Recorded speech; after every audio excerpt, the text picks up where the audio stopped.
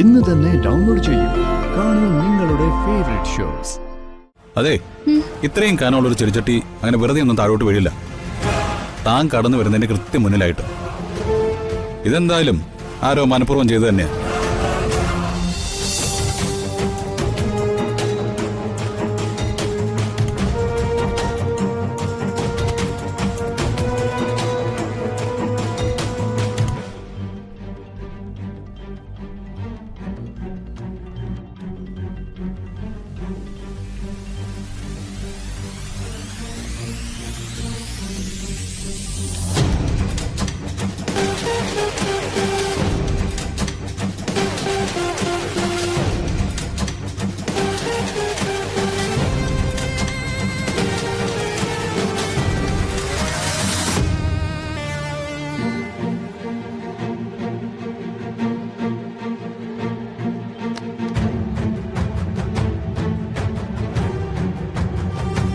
കൽപ്പനെ, അവരെന്താ ഇതുവരെ വരാത്തെ?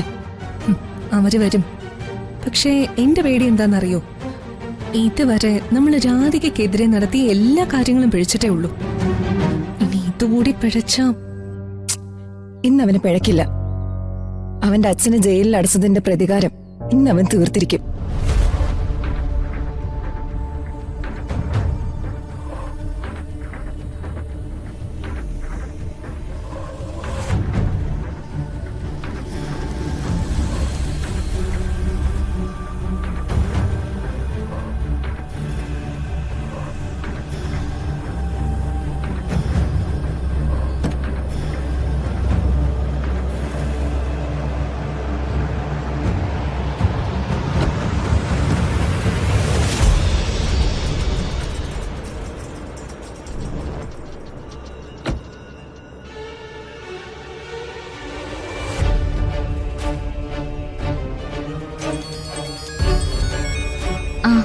വരുൺ, ആരതി ചേച്ചി, ഞാൻ സംസാരിച്ചിട്ട് വരാം.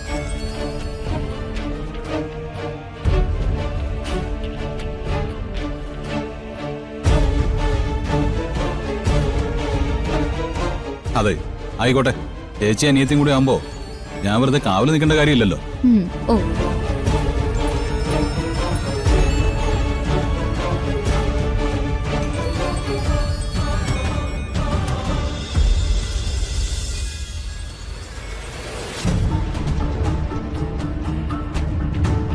ഹലോ ചേച്ചി.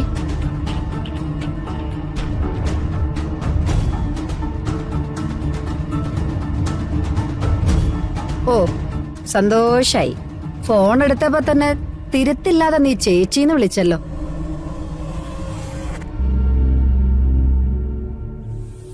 ഇപ്പൊ എത്തിയതേ ഉള്ളൂ. എന്താ വിളിച്ചേ? അതെ, ഒരു മുന്നറിയിപ്പ് തരാനാ. മുന്നറിയിപ്പോ? അതെ. ചന്ദ്രശേഖരൻ ജയിലിലായതോടെ കണിമംഗലത്തെ മുഴുവൻ ശത്രുക്കളും ഇല്ലാതായെന്ന് കരുതരുത്.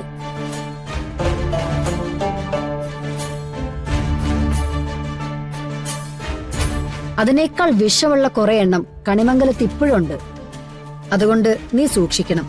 എനിക്ക് നല്ല ധൈര്യമുണ്ട്. ഇപ്പോ എല്ലാം നേരിടാന്നുള്ള തോന്നലും ഉണ്ട്. അത് മതി. എടാ, ഇതിൽ എന്തെങ്കിലും കുഴപ്പം തോന്നിയാ നീ അപ്പ തന്നെ ചേച്ചിയെ വിളിക്കണം. ഞാൻ വന്ന് ശരിയാക്കി തന്നോളാം. അത് പിന്നെ വിളിക്കില്ലേ? ഇനി എന്തെങ്കിലും പ്രശ്നം വന്നാ ഭഗവാനെ വിളിക്കുന്നതിന് മുമ്പ് ഞാൻ ചേച്ചിയെ വിളിച്ചേക്കാം, പോരെ? ശരി.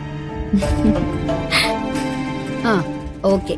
എന്നാ പിന്നെ നിങ്ങളുടെ കാര്യങ്ങൾ നടക്കട്ടെ. ഞാൻ പിന്നെ വിളിക്കാം, കേട്ടോ?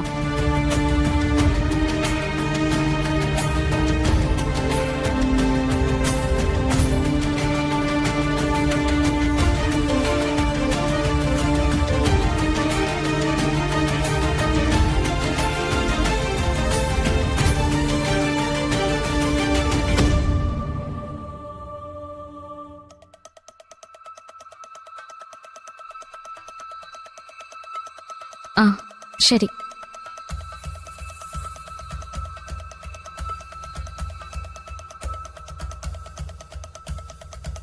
രാവിലെ വെള്ളം ഒഴിച്ചാണല്ലോ. എന്നിട്ട് എന്താ ഒരു വാട്ടം?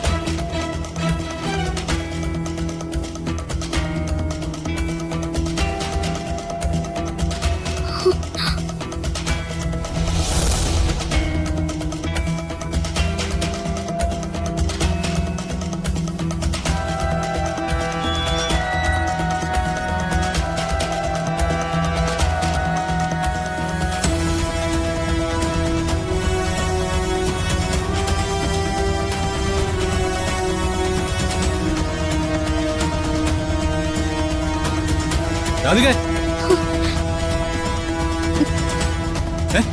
ഇതെന്താ എന്തു പറ്റി? ഞാൻ അകത്തേക്ക് കയറാൻ നോക്കുമ്പോ ഈ ചെടിച്ചട്ടി മുകളിൽ നിന്ന് വീണു.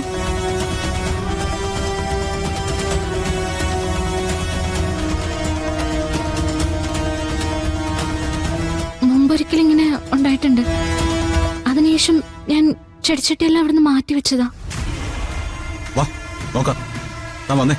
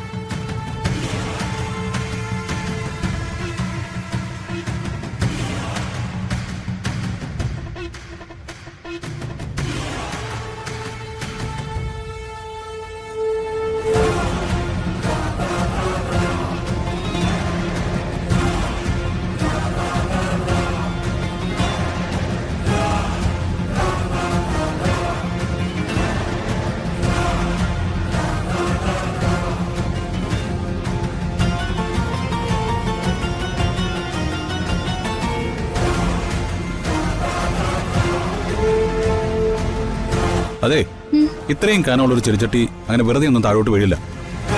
താൻ കടന്നു വരുന്നതിന്റെ കൃത്യം മുന്നിലായിട്ട്. ഇതെന്തായാലും ആരോ മനഃപൂർവ്വം ചെയ്തു തന്നെയാ.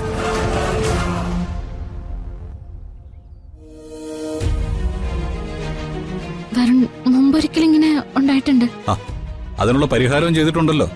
എന്നിട്ടും അത് വീണ്ടും ആവർത്തിക്കാന്ന് പറഞ്ഞാ അത് നിസ്സാരമല്ല.